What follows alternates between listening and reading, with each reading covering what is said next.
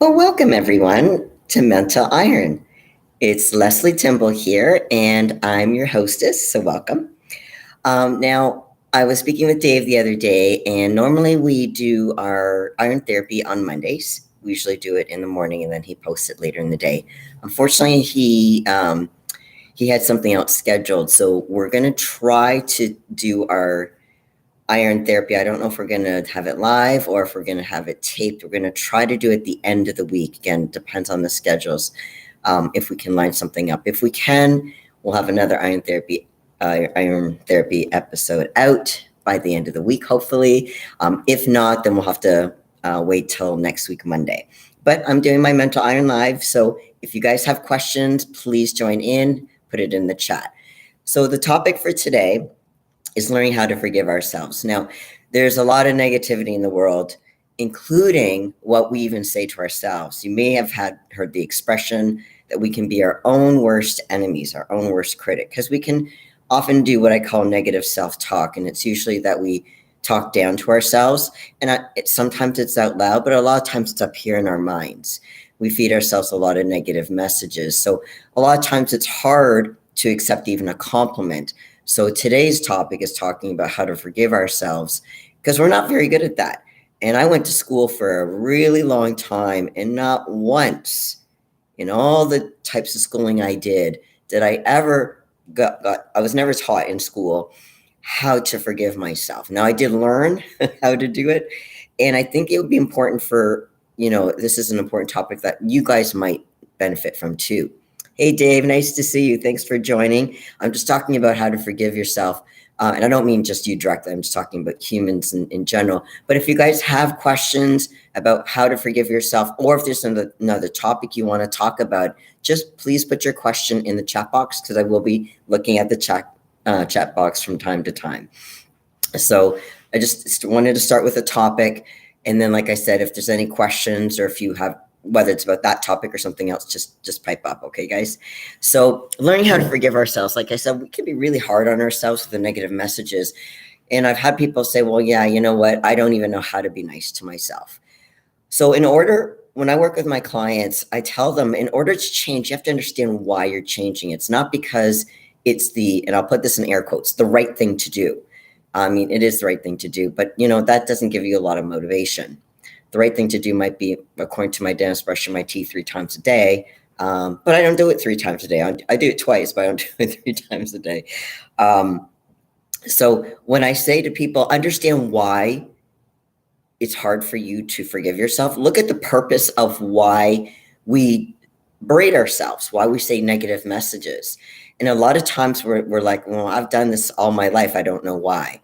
But if you trace it back to your childhood, you may have experienced not just the negative messages from, let's say, parents, because sometimes we adopt those messages in our mind that we're not good enough, or nothing that we do will ever matter. No one notices anyway. So even if we do something positive, we internalize that, saying, well, that's not really a big deal. And then it gets superseded by all the negative stuff that we do. So sometimes how we're parented can very much be internalized, and that carries on in our adult lives.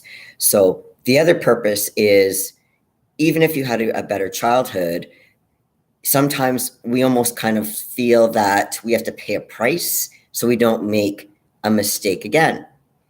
Because the idea is we go through life trying to not make mistakes. We learn it as young as kids. And I don't know if they still do this in schools, but when there's the regular pen and the red pen, and I can't remember if I mentioned this to you in a previous Q&A. If I did, I apologize. But they have the red pen, teachers, where if you make a mistake on whether it be an essay or math test or whatever kind of thing that you're handing in from an academic standpoint, if you get it wrong, they do corrections in red, or they do the big red X. So we're taught it's again, air quotes, bad thing to make mistakes. So this gets ingrained in our brain into an adulthood, because again, we don't want to make mistakes in general. And that this could be not just academics, but let's say at work, we don't want to make mistakes, let's say in our sport, because that can cost us whether if we're doing an individual sport, it can cost us, let's say in bodybuilding, our placing. If you're in a team sport, it can affect your the number of goals or the number of points for your team. So whether you win or lose. So this idea of making mistakes is bad, is very entrenched into our system. So in order to not make mistakes or try not to make mistakes, it's almost like we have to be hard asses on ourselves. What I mean by that is be very critical, saying don't make this mistake, because again, mistakes are bad. In order to really get that message in, we repeat that over and over again. And when we screw up, because let's face it, guys, we're human beings by nature, we're going to screw up. And yes, even therapists and mental game coaches screw up. So just to let you guys know, I'm human too. That we can berate ourselves. Again, this is that type of thinking that mistakes are bad. Now, I'm not saying I want you to go out in the world and try to make mistakes. But what I am saying is I want you to look at mistakes as an opportunity to grow and get better. Because when you make a mistake, you learn the ideas, you learn from it, you grow from it. So part of the solution of learning how to forgive yourself is seeing mistakes as something other than just a bad thing. Again, I'm not saying I want you to make a mistake, but I'm saying look at it from a different viewpoint. It's like a different lens. So keep in mind that I want to give you a little crash course on how to forgive yourself. And I'm going to work on a more detailed video and I'll put it out on Friday morning. But so I just want to give you a couple of highlights so we can talk about them today. But, a lot of it is, we have, as human beings, we have emotions. Some of them are positives, some of them are negative. So positives meaning happy, exciting, that kind of thing. Negatives can be sad, can be depressed, can be overwhelmed, anxious, angry. There's a whole bunch of negative. I think a lot of us can relate to the negative emotions.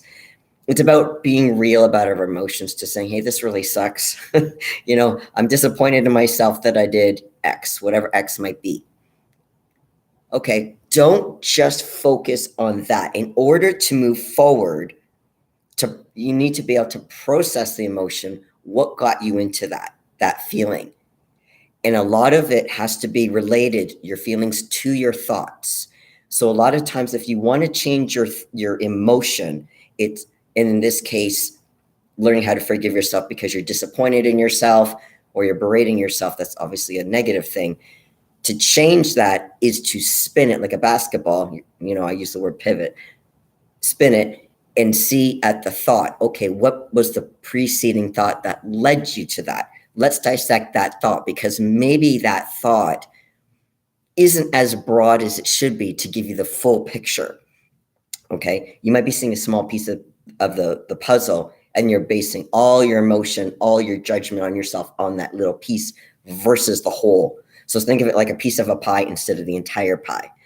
So it's important to say that, so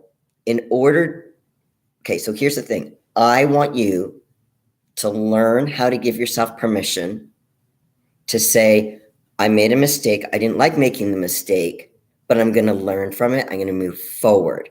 It doesn't feel very good making this mistake, which is fine. That's normal. But accept that it triggered you. But in a way, it's good, because if you weren't triggered, you wouldn't have made a different action. And again, the different action stems from, well, in order to prevent this from happening again, I have to do Y instead of X. If you didn't make a mistake, you'd keep doing X. So almost the mistake is a blessing in disguise, because it pivots you in a direction that you wouldn't have gone otherwise. I'm not sure if that makes sense. If I'm confusing you, please put it in the comments, okay, guys? Because sometimes I talk fast, and my brain's going faster than my lips can talk. Another is, you can acknowledge the mistake out loud. Now, when I say out loud, I'm not saying you have to broadcast it to anybody else. You could be at home alone or in your room and just say, you know what, I effed up.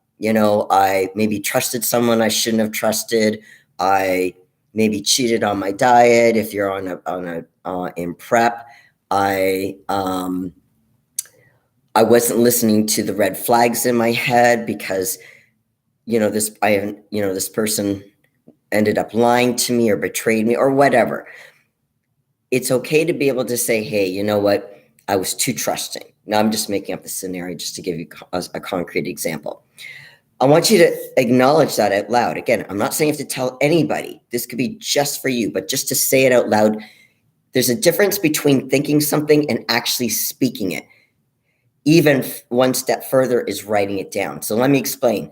When you think it, it goes in and it goes through your brain so quickly that you're not really focusing on it long enough for it to be entrenched to move to the next step. When you say it out loud, it makes it more real. Because remember, to make it more real isn't the negative piece. It's what you're going to, when you think, you usually just stop at the negative thing. When you actually say it out loud, and if you follow what I'm telling you, you're actually going to strategize what you're going to do differently. When you say what you're going to do, it makes it more real. Let me give you an example. If someone's going to say, no, this isn't a mistake. Let me just do an example so you know what I'm talking about.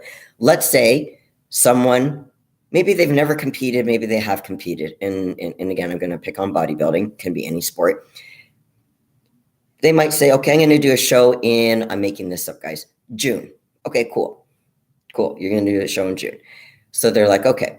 In their heads, they're thinking, I'm going to do the show in June. Maybe they saw a poster at their local gym. Okay, well, that's a step. But when they say it out loud, yeah, you know what? I'm going to do it. Actually makes it more real.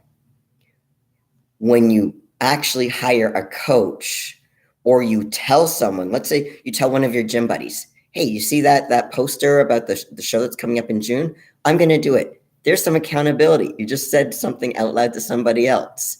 That makes it more real. Now, I'm not saying if June comes and you're not ready, you have to do the show. This is talking about intent. The intent to forgive yourself, if it's articulated out loud, and if you even write it down, that helps. Now, let me help you with the writing down piece. I want you to take, let's say, a piece of paper. Let me see if I can find one. Okay, so take something like an 8.5 by 11 sheet of paper. Put a line down the middle. On one side of the paper, I want you to write down what your mistakes were. On the other side, okay, so let's say you put your mistakes on this side. And on this side, what did you learn from it? Or what will you do differently? When you write that down, it becomes more real. And sometimes we have a hard time organizing our thoughts when we don't articulate it or when we don't write it down. That's why it's nice to have a little chart.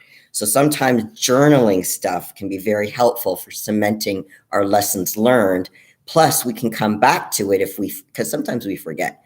We might have a good idea, and then when the time comes, we might forget what we were going to do differently. And just out of habit, we go back to old habits.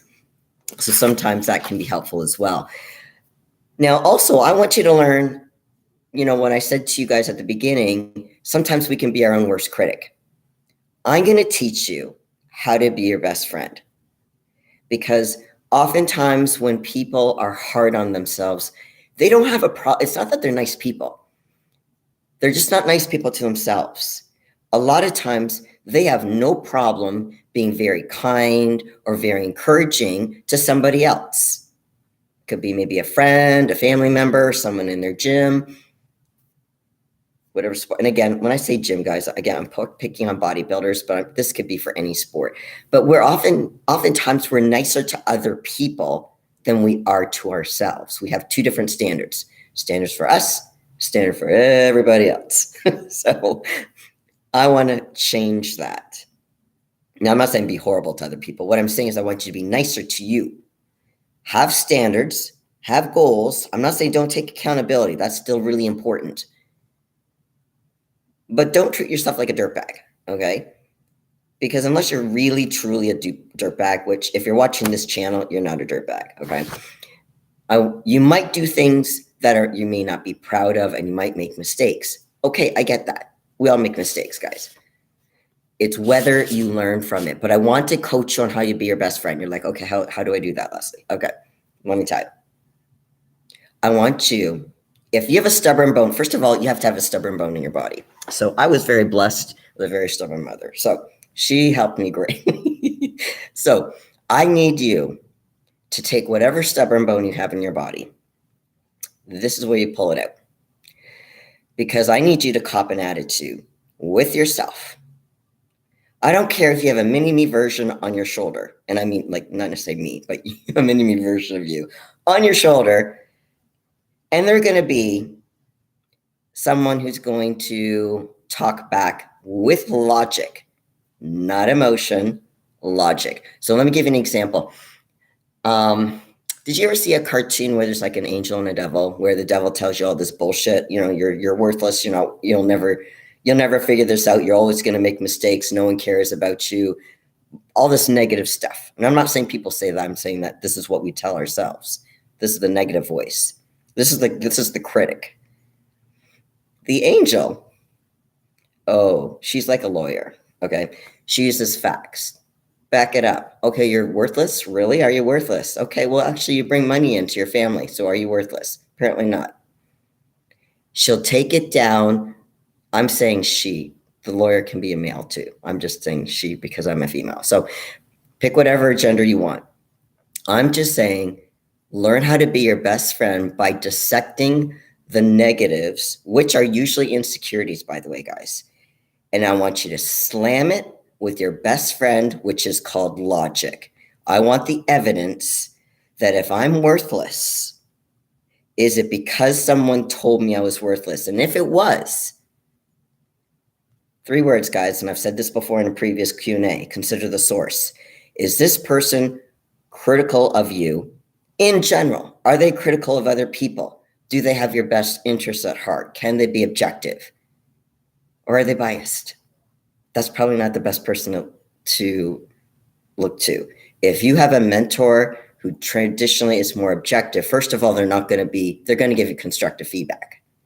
Okay? If they're a mentor and they're someone more respectable and have decent communication skills, they know how to give you constructive feedback. Those are healthier people. Chances are they're not going to call you a dirtbag. They're not going to call you worthless. They may be saying, okay, this is not your forte. This may not be your strong point, but I do like this about you. Okay. Well, clearly that means you're not worthless because you still bring something to the table. Maybe not something that you were focusing on, but maybe something else that you should actually acknowledge within yourself. Okay. Dave, I'm just going to read your message here. Fantastic. Oh, okay, good. I really appreciate you doing this. Okay, yeah, Dave, I'm glad you like this advice. And again, if you have any questions, if there's something I haven't addressed, feel free to put it in the comments, okay? And like I said, I'm focusing right now on, how to learn how to be your best friend. But, if you want to do a different topic, that's what the question and answer is. The Q&A is for me to address any question. All right, River was, oh, Happy New Year. How was your day? Oh, well, Happy New Year to you too. And welcome to the channel. You know what? Happy New Year. And let's see, how was my day? I went to the gym, so it's good. It's because I was, I've been recovering from I call it the post-Olympia flu and cold. I think I got at the expo. And I only got back to the gym a few days ago. So it's good that my strength is slowly getting better.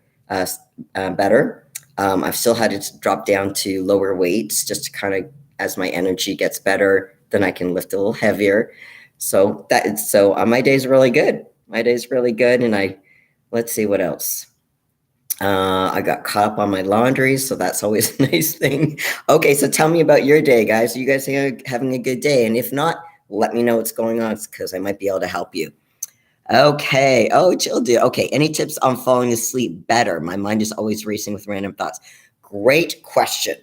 The reason why your mind is racing is because it's usually, and I'm guessing, so correct me if I'm wrong, dude, it's your brain's going over either stuff you've got to do, or it's going over the stuff that you did and you weren't happy with how it went. So maybe it could be mistakes, but oftentimes, or it's unresolved stuff. So keep in mind, usually in our day, we're busy. We have a routine. We wake up in the morning. Now, for me, I do fasted cardio. Not everyone does fasted cardio. I appreciate that. But, you have a routine. Let's say you might have breakfast.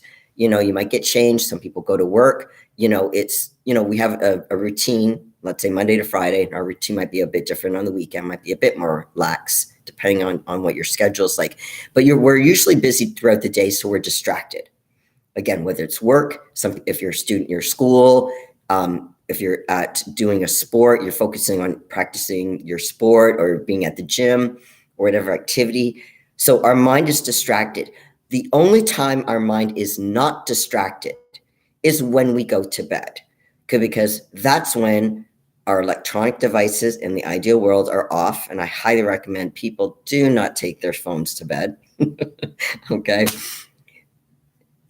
And this has nothing to do with the blue light or anything like that. I just want you to separate electronics and being able to get some downtime. What I would say, dude, is that I want you to think about what you're thinking about. And if you need to have like a pad of paper and a pen beside your bedside table, write down what's keeping you up, specific thoughts. And only if you feel comfortable, put them in the chat, because then I'll be able to address these particular things that's keeping you up at night. Because a lot of times the racing thoughts aren't just there randomly. There's usually a reason why they're coming up. And our mind's like, okay, now I have your attention because you're not distracted with all this day-to-day stuff, because now you're trying to fall asleep. I got your attention. I'm shoving all this unresolved shit down in your attention, in your face. So of course you want to be able to sleep, but you can't because your mind's not letting you sleep. Okay. So I definitely want you to, only if you feel comfortable, do 22. And if you don't feel comfortable sharing what those thoughts are, send me a DM on Instagram. So my Instagram handle is Lesley T_mental_iron. It's in the, I'm pretty sure it's in the description below. If it's not, just send me,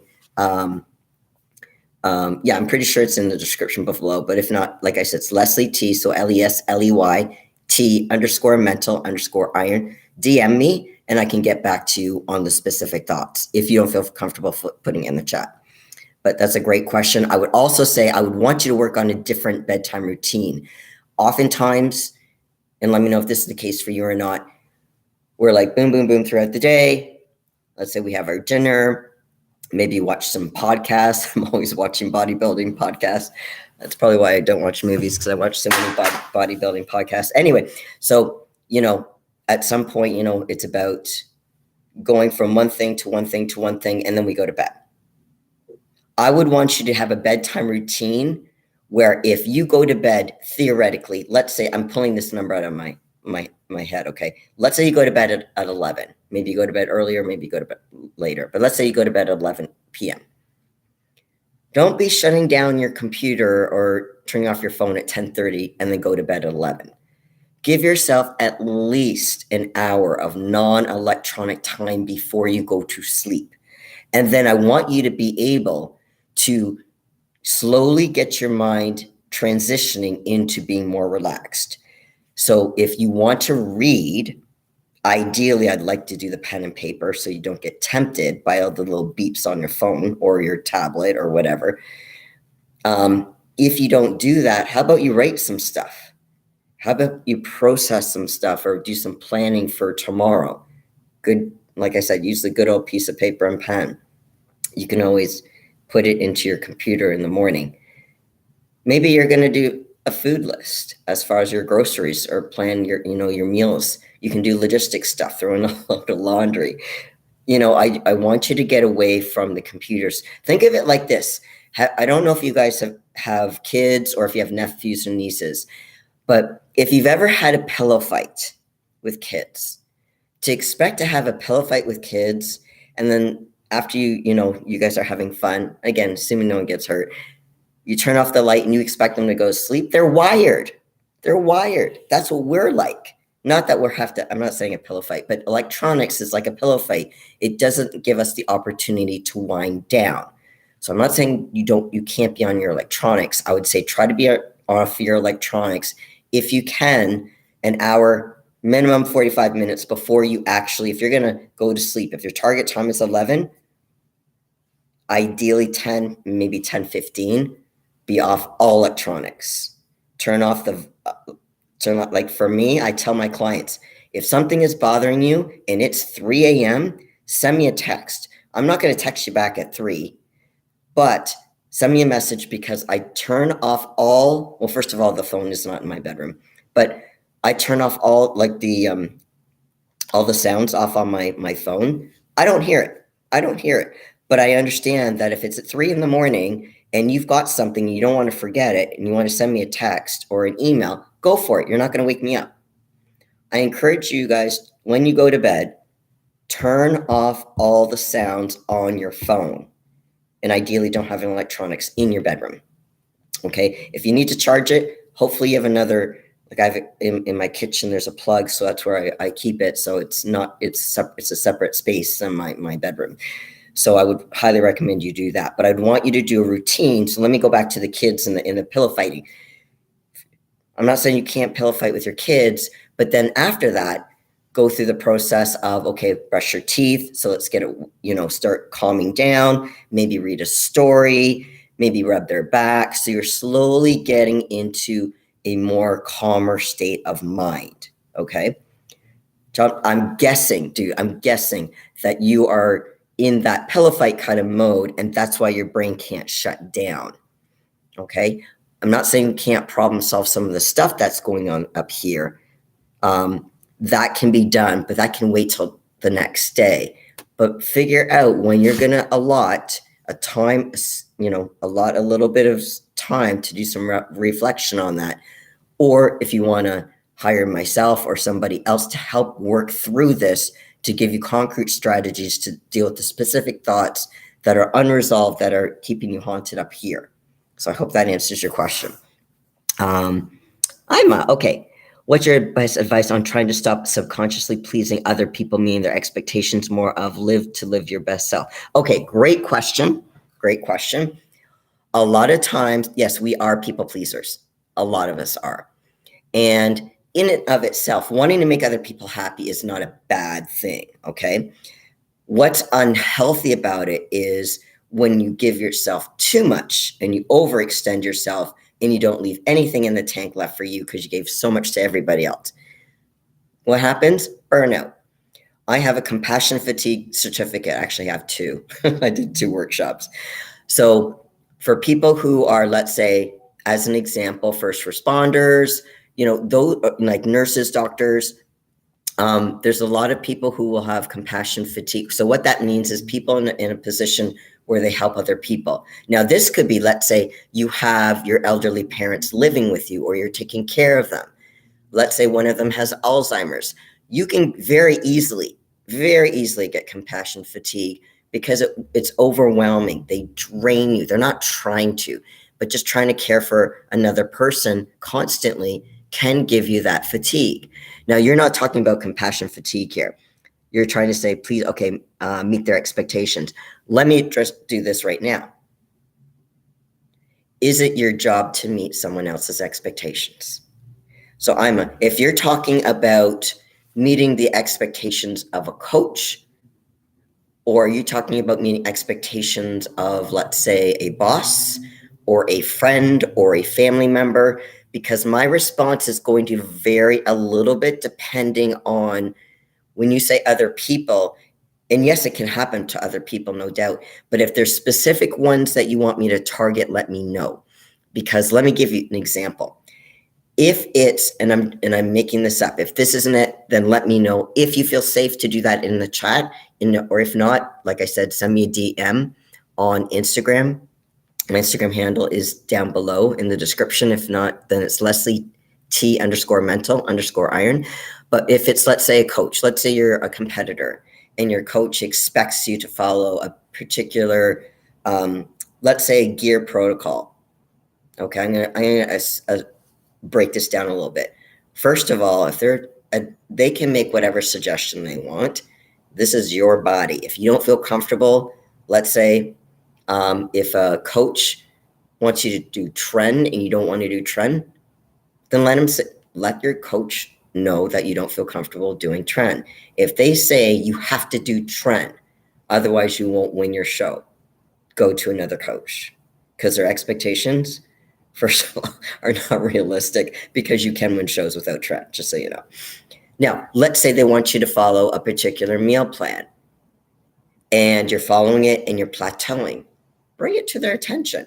Now, if they're saying, hey, I want you to follow this for another 1 or 2 weeks and let's see if that breaks the plateau, I'll tell you from personal experience that has actually happened to me, where I actually talked to my coach because after, there was like 3 or 4 weeks where my weight was not budging whatsoever. Brought it to his attention and he's saying, hey, I think you're really close. Let's give this 1 or 2 more weeks. And if it doesn't change, we will make a change. Okay, cool. So that has to do with negotiating expectations, okay?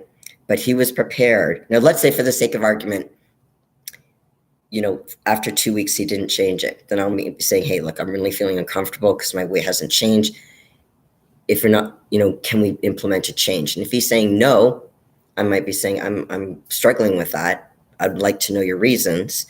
And I'll be open to the reasons. But again, depending on what the reasons are, I may stay with that coach or I may not. Now, I have enough experience being a competitor to know what sounds reasonable, what doesn't. If you don't know, if you're not sure, it doesn't hurt to go to a well-respected veteran of the sport to ask them their opinion, okay? Okay, so I'm just noticing sort of your own expectations, your own stance perhaps was limited to the environment you exposed to. Do you mean, okay, I just want to make sure I understand this, Emma. When you were saying your own expectations, are you meaning to say that you have very high standards for yourself and they're not necessarily coming from other people directly, but you might feel that if you don't do something that you think that they might want you to do, then that creates that pressure for you? I just want to make sure I understand you properly. So let me know if I'm on point. If I'm not, if you can clarify, that would be great. So while you're answering that, Kevin, okay. Hi, Kevin, nice to see you. Although it's 1:20. Oh my gosh, you know what? Wouldn't it be cool if we were all in the same time zone? Then I know that's not possible. Actually, I should ask Jimmy. No, I better not. I was going to ask, do you guys know who I mean by Jimmy? Okay. Jimmy on Eric's muscle thinks the world is flat. For the record, I do not agree with him, but I still like Jimmy. He's a cool guy. He makes me laugh. But I'm just curious, if the world was flat, and I'm not saying it is, does that mean we would be in the same time zone? I don't know. And if I actually asked Jimmy, I might go cross-eyed with his answer because I know he's really passionate about the world being flat, but I'm really not of that mind. So it would be interesting, though. So thank you, by the way, Kevin, for being here at 1:20 and joining the live. And guys, just as a reminder to help the algorithm and so other people see this video, because they might benefit from it, if you can hit the thumbs up, that would be cool.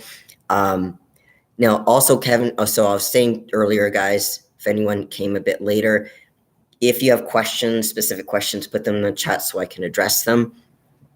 Sorry. Yes, 100%. And there was an outside influence. Okay, cool. So here's the thing. When we form expectations, are you willing to saying, I want to really, pleasing other people. First of all, let me ask you this. I'm going to go to the worst case scenario. If you did not make someone happy, is that the end of the world for you? I'm not saying go out and deliberately make people unhappy, but is that a reflection of who you are as a person if you cannot make someone else happy? Again, I'm not saying don't go out and try to help when you can. Especially as women, we're kind of wired to try to help and help out whatever we can, whether it's, our significant other, kids, aging parents, neighbors, whomever. I'm not saying guys can't do that, but usually the caregiver kind of thing is more in the old school is men go to work and women take care of the home and the kids. I'm not saying that's necessarily a model I prescribe to. I think that both men and women can be caregivers, and I believe that they can both actually work. So, but I'm just saying, that's traditionally kind of the thought processes when they divvy up the genders. So when you do that, I want you to challenge Ima the piece about, is this a reflection of you as a person if you can't make other people happy? Does that mean you're and I'm putting this in air quotes, bad person? Let me answer that. No, you're not. If you're disappointing someone, and again, you're not trying to disappoint someone, you don't meet their expectations, it's not your job to meet someone's expectations. They have the choice whether they can agree or disagree with you. Now, in the ideal world, I feel that people should be allowed to disagree and not be enemies. Like, I don't believe in a flat earth, that the earth is flat. Jimmy does, but that does not mean I can't be friends with Jimmy. Do you know what I'm saying? I know people have this cancel culture, but I'm not really a big fan of it. I think that we should be able to have our own opinions. We try to lead our best lives for us, whatever that might mean, as far as our personal goals, maybe our professional goals. Some people are going to be on board with that, and some people are going to be saying, no, I think you're making a big mistake. So a lot of times, kids, when they get to be adults, they make decisions, let's say, about family, careers, whatever it might be. And their parents might be saying, I don't think that's a good idea. Does that mean that you have to forego your plans to marry a particular person or have a family or take a job because your parents aren't approving of it? You want their approval. Sure, it makes life a lot easier. But you have to live the life for you. If people are on board with it, whether they be family or other people that you respect, that's great. And if they don't, it's learning how to disagree respectfully. Now, I'm not saying you have control over other people. I'm saying you only have control over what you say or do, or what you don't say or what you do. You also have control over your reaction to other people, but we have no control. You don't have control. I don't have control over other people.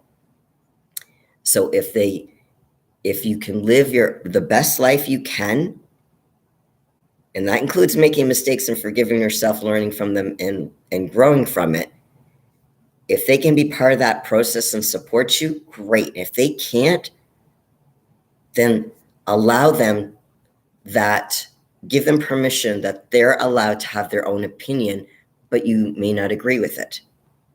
It's not about making other people happy, okay? Let me take it to this level. Look at comedians. This is their job, to make people laugh.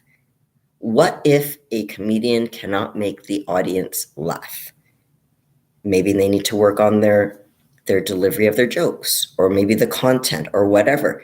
If they can learn from it, they can do better.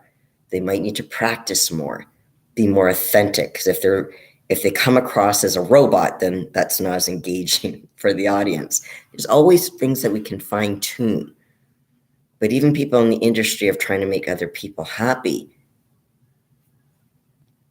they might not even have the proper target audience.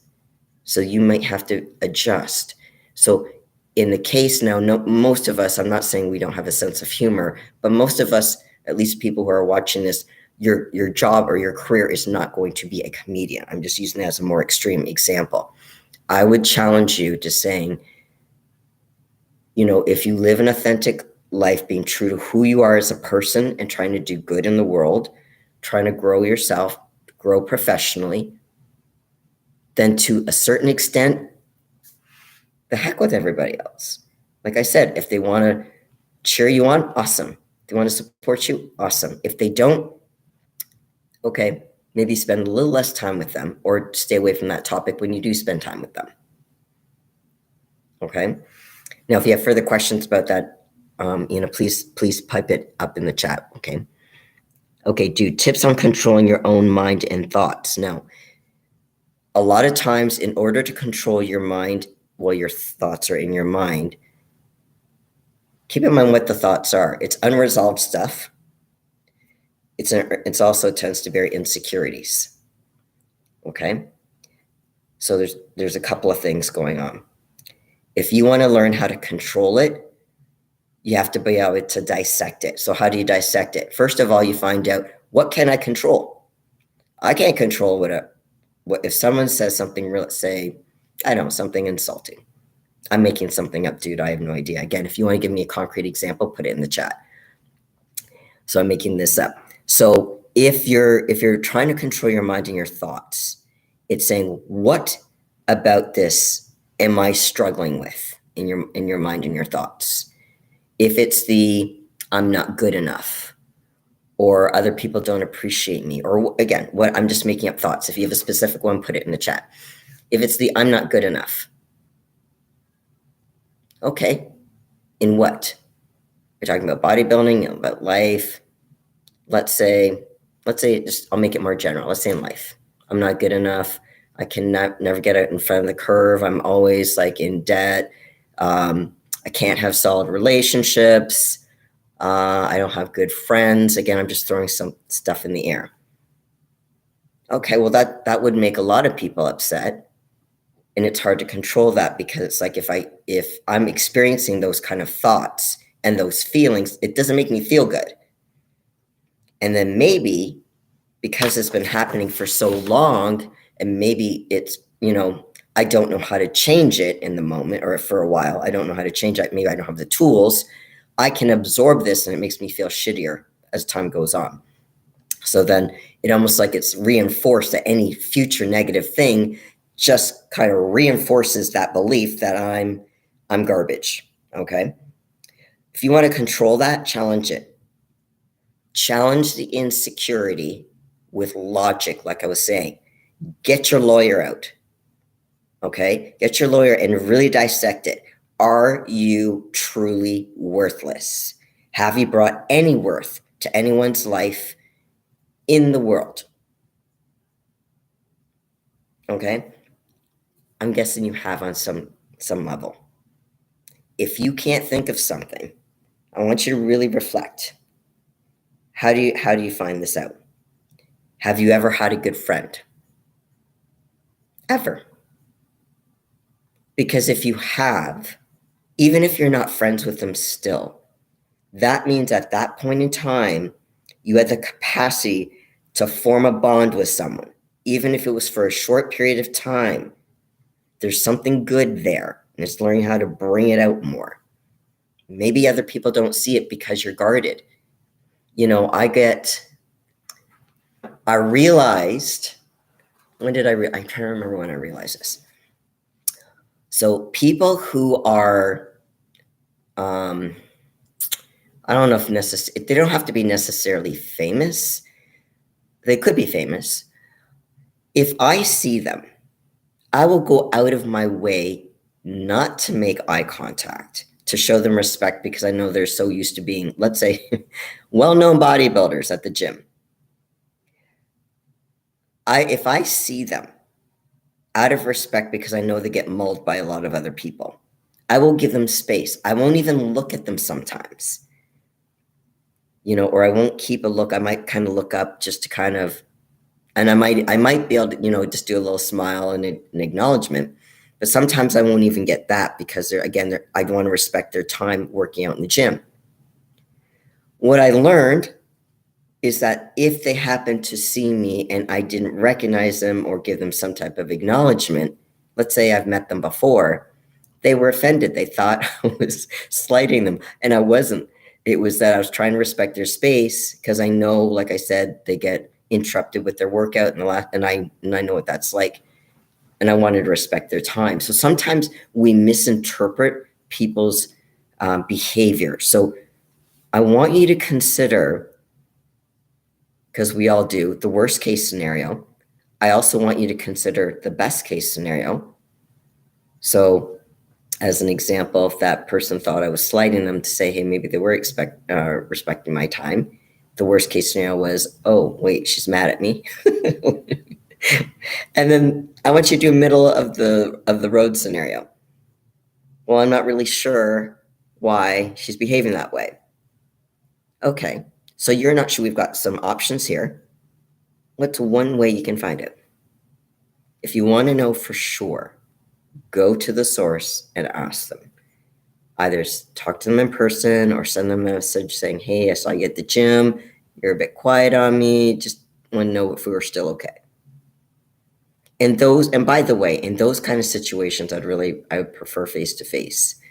I think that texting and email is good for more superficial conversations, to say, hey, do you want to go grab a bite down the street at, whatever, that kind of superficial stuff. That's what I'm talking about. But the kind of like emotional or might need clarification, I would prefer, if you can, do face-to-face. Now, let's say you're not in the same geographical location.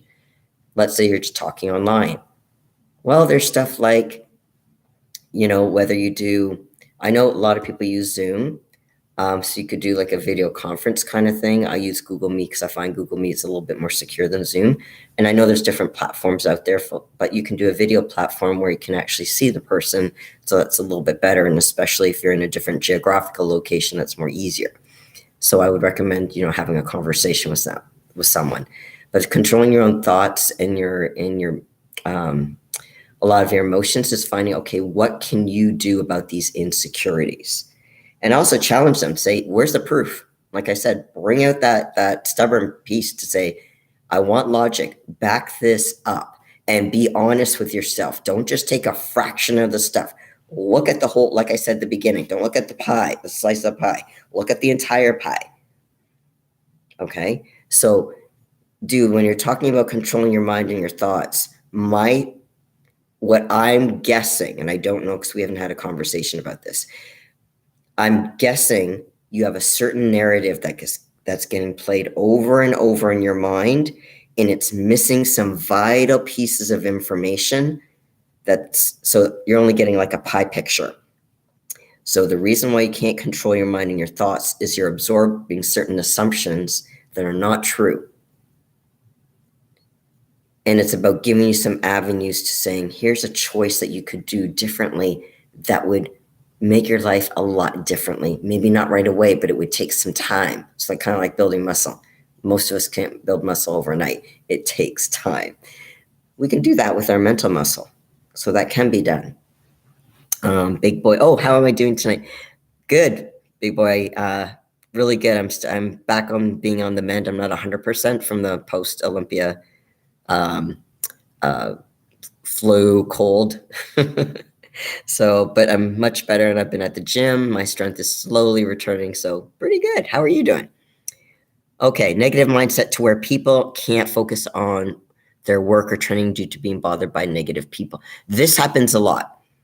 When we work out, whether it's you're training for a show or just for health reasons, you want to work out.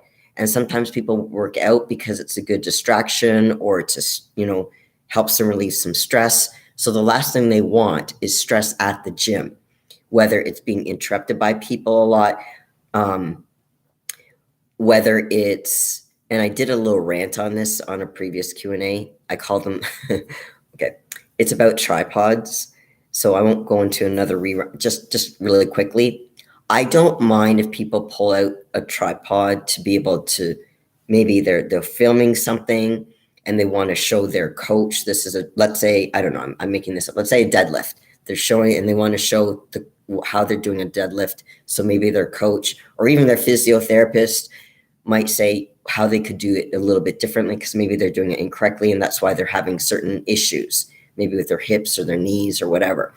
Okay, I understand that. That makes sense.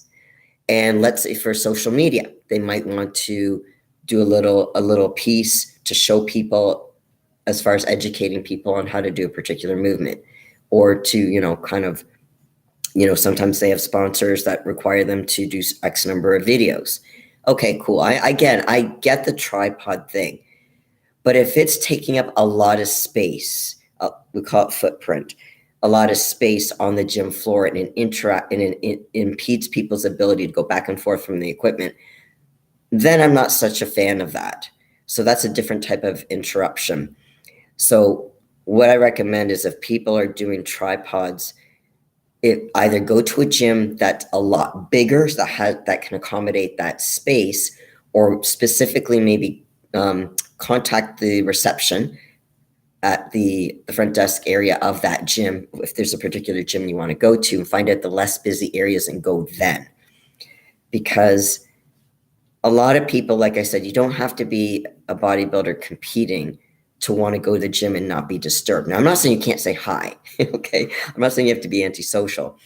But a lot of times when, people might have, like, let's say exactly 1 hour. Let's say they're there on their lunch hour. So they literally have 1 hour to get in, get their workout done, out. They don't want to be interrupted. They don't have time. They want to maximize the hour because then they have to go back to work.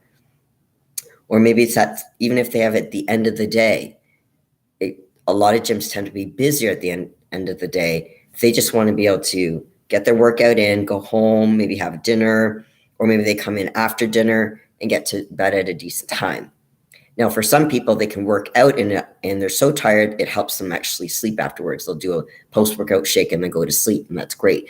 Other people, they might be able to do a workout and they're still tired even if they do legs, but for some reason it gets them wired, like the pillow fight I was telling you about earlier, and they can't sleep. So it depends on that person's body.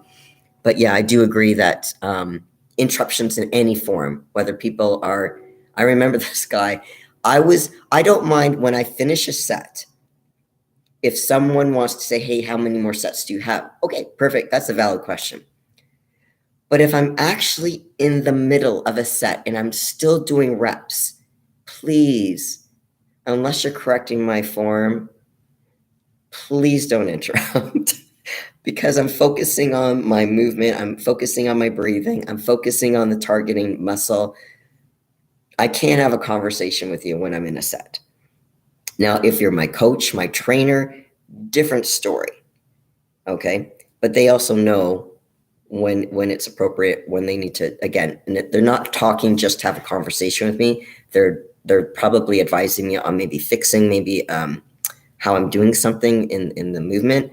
So to have a conversation, either wait till after I'm done my set, or perfect time is usually my cardio. If I'm doing cardio, unless I'm doing sprints, if I'm doing some type of HIIT training, probably not then. But a lot of times I'll do steady state cardio. To help the time pass, feel free to chat with me. I'll usually have music on because I'm not a big fan of cardio, but it helps me to go through the time on the cardio machine by listening to music or podcasts. But if you want to chat, by all means, we can chat. Like I said, in between sets is fine too. But yeah, during a set, I wouldn't recommend, and I don't think I'm the only one to do this. I don't usually want to be interrupted while I'm doing a set. Again, unless you're correcting my form, if you're a coach, a trainer, again, well-meaning, then that would be okay. So I hope that answers.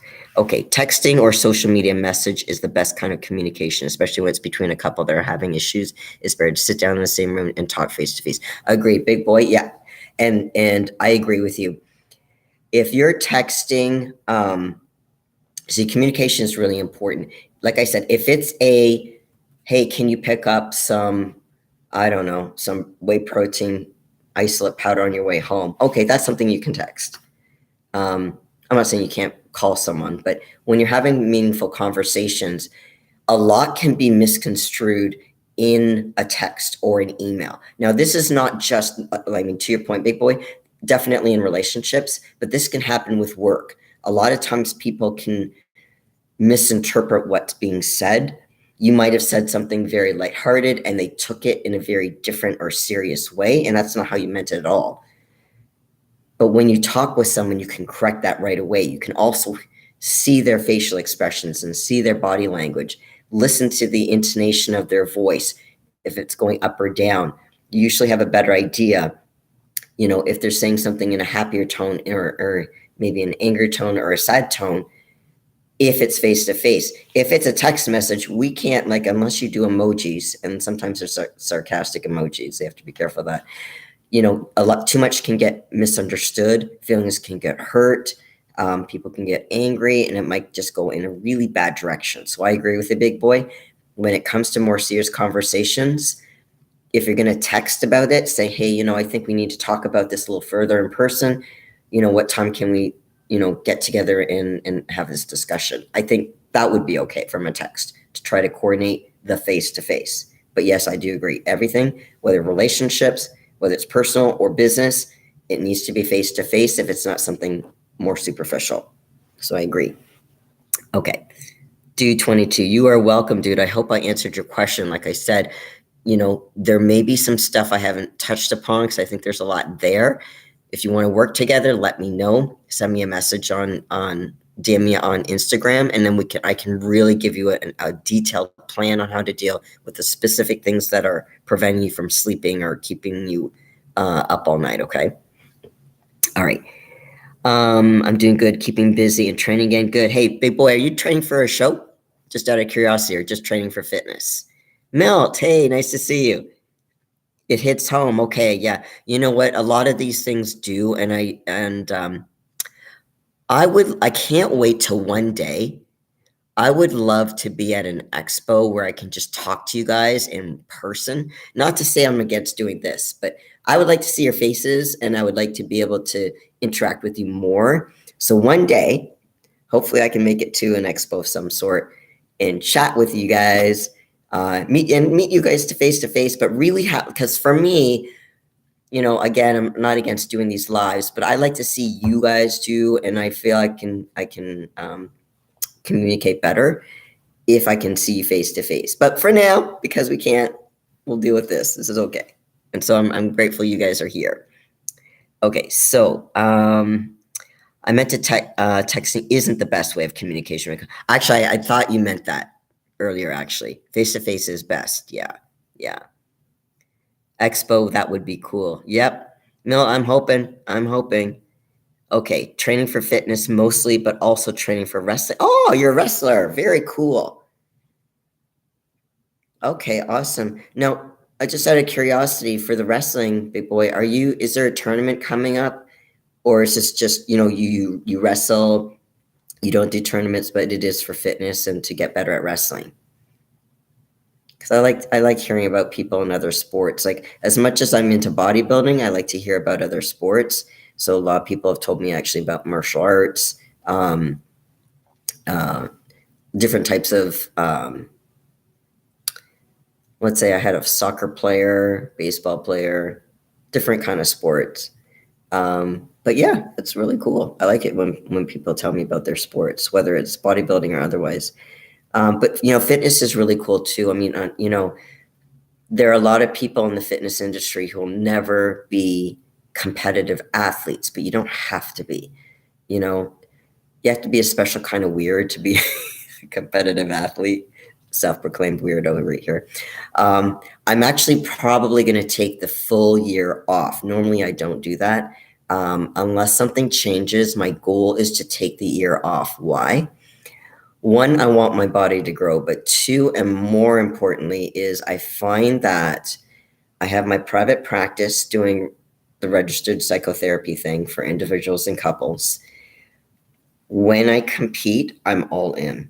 It takes up a lot of my time, doing the mental iron thing, iron therapy, mental iron. So this is all important to me, but I find that when I compete, I can't put as much time into mental iron as I'd like to.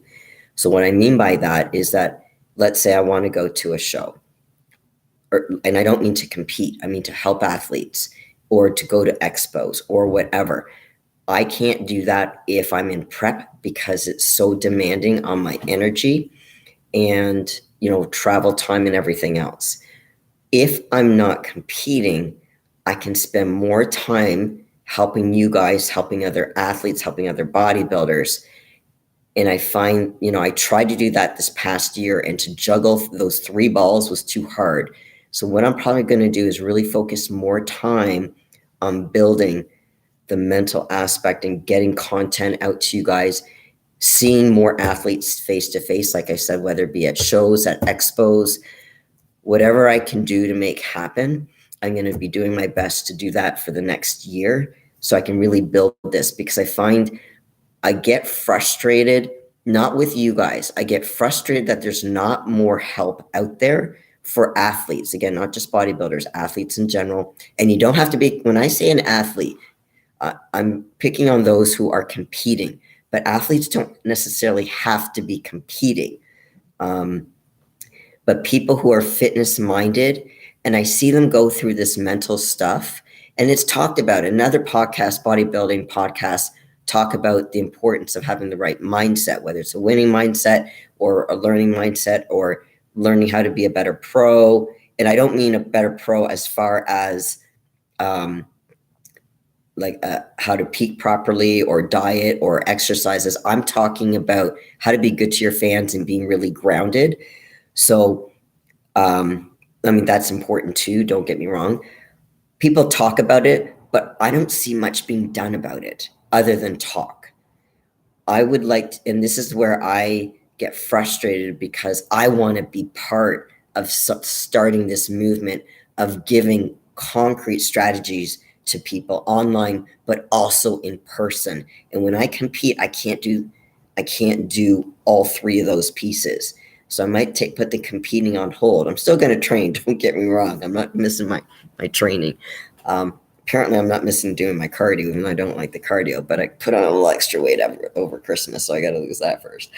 But I want to really focus on building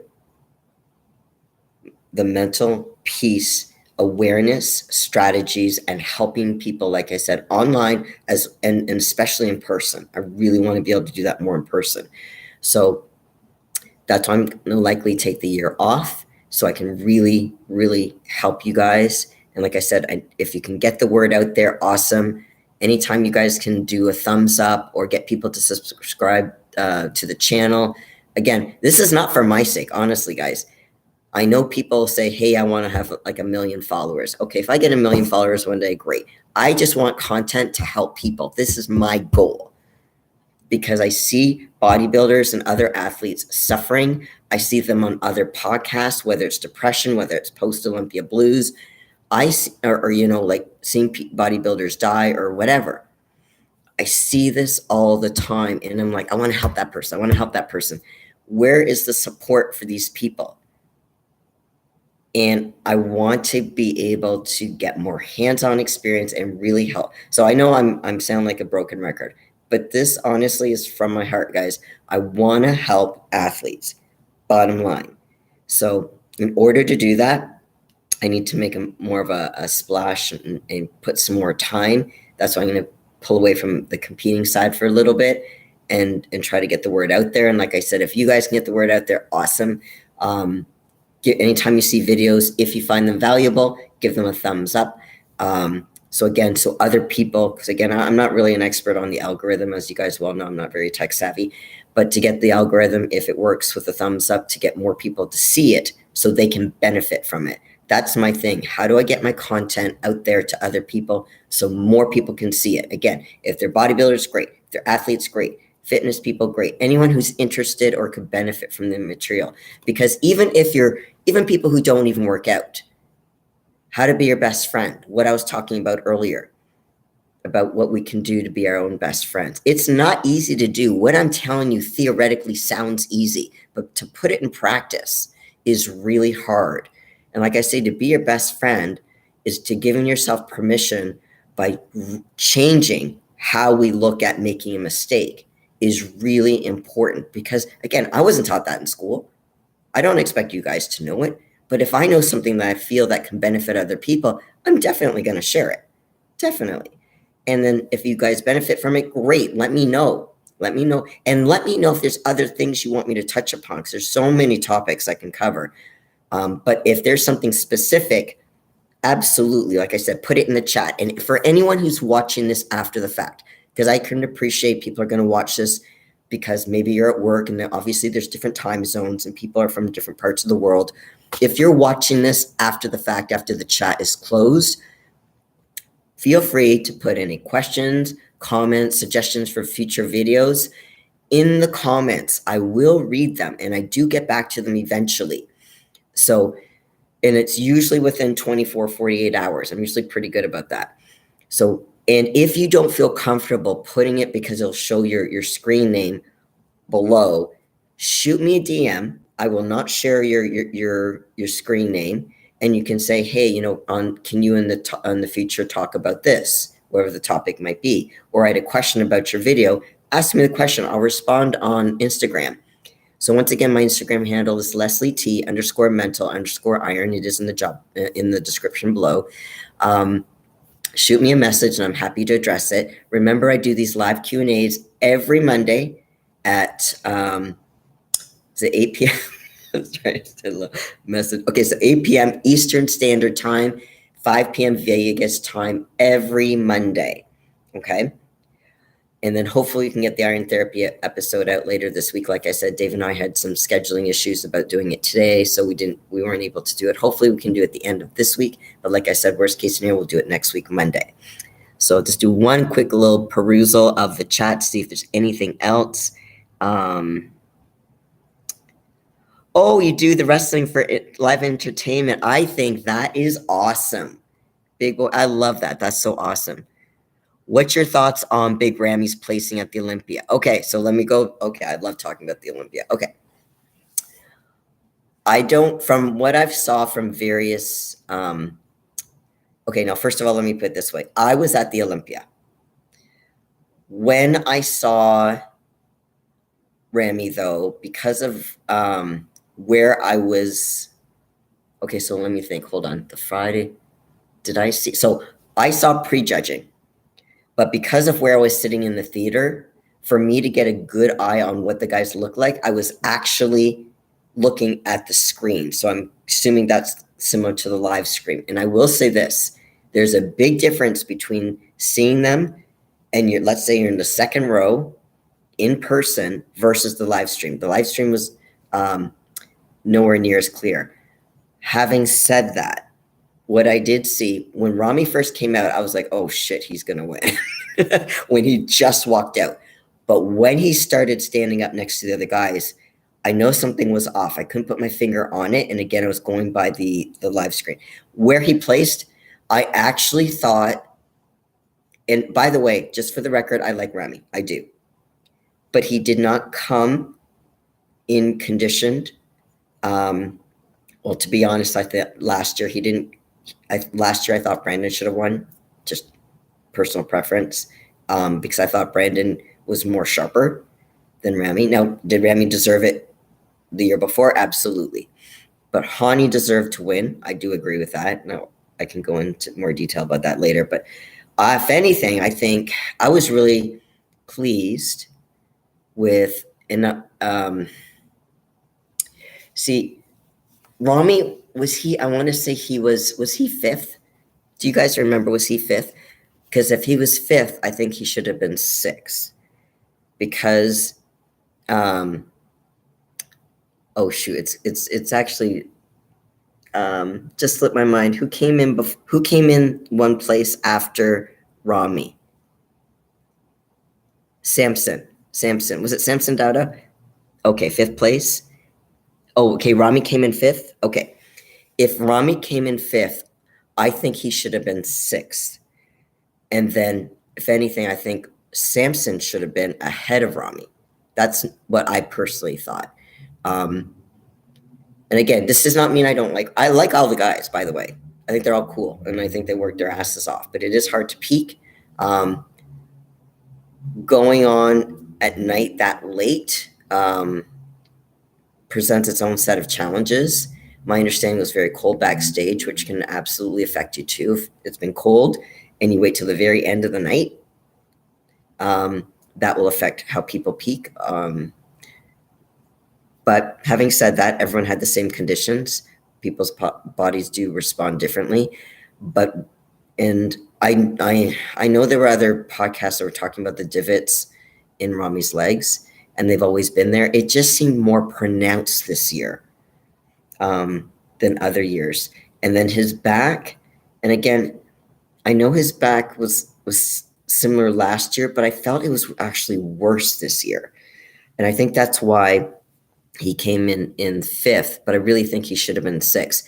But let me hear Big Boy, what's your thoughts on Big Ramy's placing?